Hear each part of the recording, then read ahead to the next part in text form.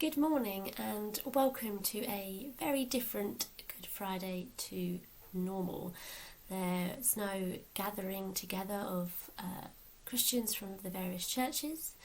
There's no trying to see how many hot cross buns you can eat in 20 minutes whilst also trying to make polite conversation. There's no open air or march of witness in the city centre. But we are still able to gather here virtually together. Dawn has prepared a thought for us, which we will share in a little later. But first, we're going to sing together a beautiful song, Above All.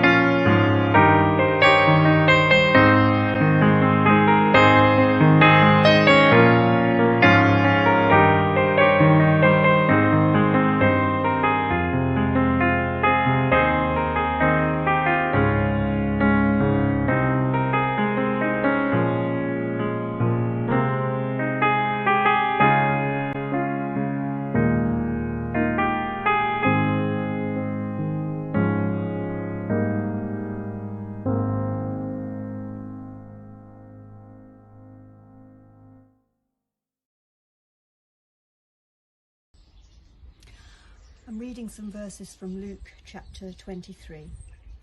It was now about noon, and darkness came over the whole land until 3 p.m, for the sun stopped shining and the curtain of the temple was torn in two. Jesus called out with a loud voice, "Father, into your hands I commit my spirit."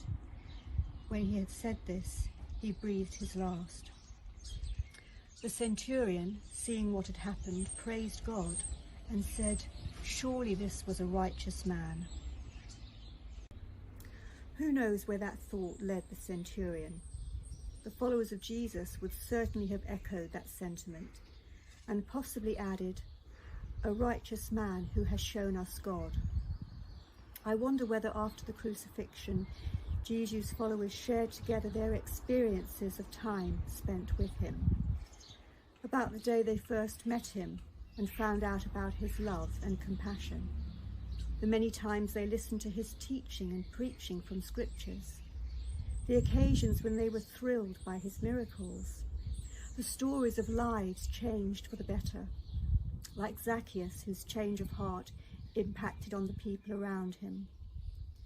Today we remember too Christ's sacrifice on the cross. That cross is like a bridge linking us to God over the gulf created by humankind's self-centeredness. That cross is a place of new beginnings where we can ask God to lead us to the right choices. That cross is a sign that Christ has overcome the finality of death, because today that cross stands empty. In these unusual, difficult days, we have heard of sacrifices being made. There have been those who have acted heroically, those who have shown great determination to continue the good work they have started. Many, many acts of kindness. I feel that for many of us, life will not be the same after this. Our hearts and minds will have been opened up to new priorities and new ways of thinking. They will be opened up despite so many things being closed down around us now. On this Good Friday, we have the chance to stand at the foot of Christ's cross and acknowledge how much he means to us. He made the ultimate sacrifice to give us the best life we can have, enjoying a positive relationship with God. Let's take the chance to focus on the cross in a moment of stillness. It's in the stillness we can hear the words God says to us. His voice guides us in the times when we just can't find our way. He tells us not to worry, just to trust and hear him say, "Be still and know that I am your God."